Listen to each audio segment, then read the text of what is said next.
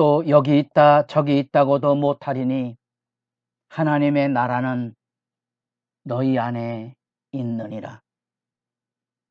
새벽 이슬 같은 생명의 기도자 여러분, 이 땅을 살아가며 구원의 등불을 들고 말할 수 없는 하나님의 은혜와 사랑을 따라 살아가는 삶의 진실이 주 안에서 늘 복되기를 바랍니다.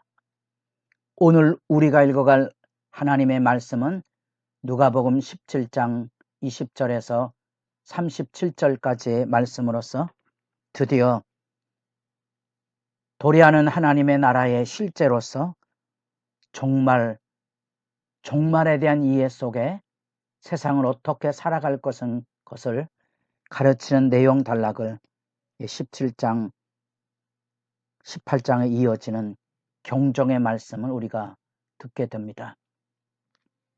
하나님의 나라가 여기 있다는 거죠. 예수님께서 귀신 들린 자를 쫓아내시고 병든 자를 고치시며 하나님의 나라가 여기 지금 권능을 가지고 임재해 오는 그 실제를 보여줍니다. 이 예수님의 도래하는 그 임재의 실체적인 변화들의 열매들도 곳곳에서 나타납니다. 사마리아인이 주께로 돌아와 감사하는 이 참 예배자의 모습 앞에 우리는 하나님의 나라가 지금 여기 와 있음, 이후에 교회가 이 예수 그리스도의 복음으로 변화된 삶으로 비출 하나님의 나라의 영광의 등불을 우리가 보고 있는 겁니다. 그런데 여기 바리새인들이 그 하나님의 나라가 어느 때 임할는지, 그 하나님의 나라가 어느 때 임할는지에 대한 질문을 던지게 됩니다. 바리새인들이 끊임없이 예수님께 던졌던 그 질문들은 눈앞에 보여지는 이 하나님의 나라의 치유와 귀신을 쫓아내는 권능의 역사를 보고도 분별이 안 되는 안타까움이 있는 거지요. 예수 십자가가 눈앞에 밝히 보이는데 많은 사람들이 주님의 치유를 기다리고 끌탕을 하거나 교회당 마당에 누가 높으냐의 싸움을 하는 제자들의 모습 그대로 사실은 하나님의 나라가 여기 있음에 대하여 신앙의 흔들림을 곳곳에서 보이고 있는 것이 성경도 그러하고 우리들의 실상 안에도 마찬가지입니다. 왜냐하면 바리새인들이 꿈꾸고 있는 하나님의 나라는 마지막 날 메시아가 와서 단번에 역사를 뒤집는 종말의 심판만을 생각하고 있기 때문에 그렇습니다. 하나님의 나라가 예수님을 통하여 지금 여기 응하고 지금 여기 회개하고 지금 여기 구원이 시작되는 하나님 나라의 즐거움과 영광을 그들은 믿지 못하였던 거지요. 지금 여기. 그래서 예수님께서 하나님의 나라는 볼 수 있게 임하는 것이 아니요. 여기 볼 수 있게 임한다는 말은 천문학자들이 천체를 구별하며 느끼는 징조에 대한 분별력입니다. 하나님의 나라는 그렇게 관찰을 통하여 임하는 것이 아니다. 그 하나님의 나라는 너희 안에 있다. 이런 말은 이제 많은 함축 의미를 담고 있어서 조심스러운 부분이지요. 너희 안에 있다. 마음에 있다는 얘기는 아니겠죠. 더구나 이 질문의 주체가 바리새이니까 너희 마음 안에 하나님의 나라가 있다 하는 것은 이해하기 어렵죠. 여기 너희 안에 있다는 말은 이 예수님께서 지금 눈앞에 보이시는 하나님 나라의 치유 이적 권능뿐 아니라 그 말씀으로 열어주시는 하나님의 나라의 영광에 회개하고 믿는 그 자리 안에 지금 여기 있다는 거죠. 예수님을 통하여 지금 여기. 그럼 전후에서 일반적인 학자들은 이제 어멍이라는 단어를 씁니다. 여기 실제하는 너희 가운데 지금 예수가 하나님 나라 일을 가르치시고 또 권능의 표적으로 보여주시는 바로 거기 안에 하나님의 나라가 여기 있음. 그래서 11장에 귀신을 쫓아내는 그 문제에 도래하는 하나님의 나라가 있음에 대한 증거가 여기 있습니다. 이제 돌아서서 이제는 제자들에게, 여기는 바리새인에게 현재 이야기를 일깨우고 있다면 여기 이 인자의 때에 대한 얘기는 제자들에게 일깨우고 있습니다. 인자의 날을 하루를 보고자 하되 보지 못하리라. 주님에게서 구원의 영광을 알고 믿고 있는 이 제자들에게는 이 인자의 때 미래 영역이 있는데, 그 미래는 우리가 알고 있는 대로 예수 십자가가 먼저 이루어져야 된다는 거죠.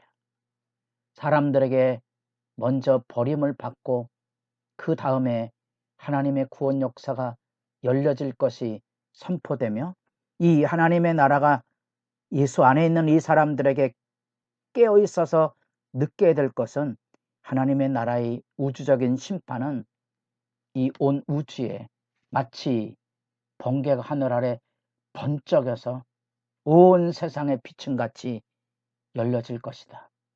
그때 노아 그리고 롯의 때와 같이 그때 현실이 눈앞에 펼쳐지게 될 때, 사람들은 이 땅의 것, 일상의 생활, 먹고 마시고 시집가고 장가가는 그 삶의 영역 안에 매달려 있다가 마치 롯의 시대 안에 불과 유황이 쏟아듯이 멸망의 날 함께 무너질 것을 경고하고 있습니다. 그럼 제자들이 어떻게 그 나라를 준비하며 살아야 될 것을 가르치고 있는 거지요. 그때에는 하나님의 선택과 버려둠이 있을 것이라. 그래서 롯의 철을 기억하라고 일깨워주고, 그날에는 들림받는 일이 있을 건데 둘이 한 자리에 누워있다가 하나는 데려감과 버려둠을 당하고, 두 여자가 맷돌을 갈고 있다가 하나는 데려감을 얻고 하나는 버려둠을 당할 것이라. 뭘 얘기하고 있습니까? 뭘 얘기하고 있습니까? 하나님의 나라의 도래에 대한 긴박한 결단을 우리가 늘 가지고 있어야 된다는 거죠. 언제 오는지 어떻게 오는지는 우리가 분별하기는 어렵지만 분명한 거 있습니다. 언제 어디서 어떻게 오는지가 중요한 게 아니라 지금 여기 없어질 재물에 마음을 두고 허투루 세상을 살아가지 않고, 여기 롯의 아내처럼 재물에 연연했다가 소금기둥이 되는 영멸의 자리에 사건을 주의 환기시키면서 하나님의 구원의 역사 가운데 목숨을 잃지 않도록, 재물을 사랑하다가 예수를 부인하는 어리석음에 떨어지지 않도록 주님 이 땅에 다시 오심에 대한 긴박한 경종은 오늘 우리로 하여금 믿음의 삶 앞에 한마음으로 전심을 다하여 재물에 연연하지 않는 세상 사람과 다른 믿음의 실제의 결단을 오롯하게 살아내야 될 분명한 의미를 지금 여기 천국 메시지 안에 담아주고 있습니다. 제자도에 대해서 깨어있게 만드는 거죠. 바리새인들에게 여기 하나님의 나라의 결단이 지금 여기 있는데, 내가 말하는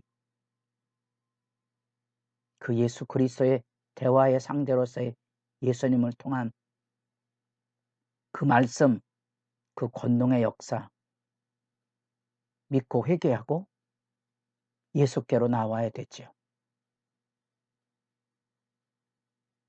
나병 환자 중에 사마리아인 한 명이 돌아온 것처럼 돌아와야 될 하나님 나라의 결단이 필요하고요.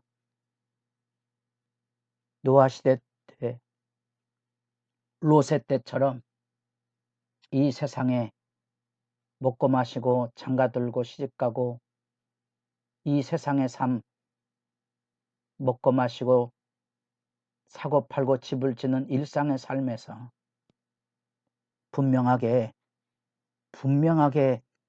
믿음을 지켜가는 진실한 헌신의 교훈, 그 믿음의 사건을 지금 예수님이 그려주고 있습니다. 그래서 그날의 김박성, 롯의 철을 기억하라. 우리가 서 있는 삶의 오늘의 자리 안에 예수 따름의 실제가 무엇인지,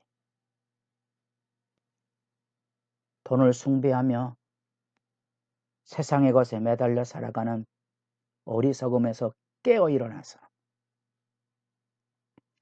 받은 은혜와 사랑이 무엇인지 하나님 앞에 우리의 일상의 삶에 바른 결단으로 세상의 믿음의 등불을 비추는 삶, 사마리안의 치유에 감사함으로 돌아와 예수님께 엎드리는 그런 삶, 먹고 마시고 즐거워하는 삶의 자리에 갚을 것이 없는 가난하고 상한 자들, 소외자들을 돌아봄으로 천국이 여기 있음을, 바로 그들이 내 믿음을 보증하는 천국의 증인들로서 이 땅의 명예와 칭찬과 보상에 매달려 살아가는 인간의 야망과 욕망을 벗어버린 진실한 봉사와 섬김의 실천을 여기 지금 돌아보게 합니다. 주님의 나라 오실 때 우리들의 이름이 주 앞에 기억될 수 있기를 바랍니다.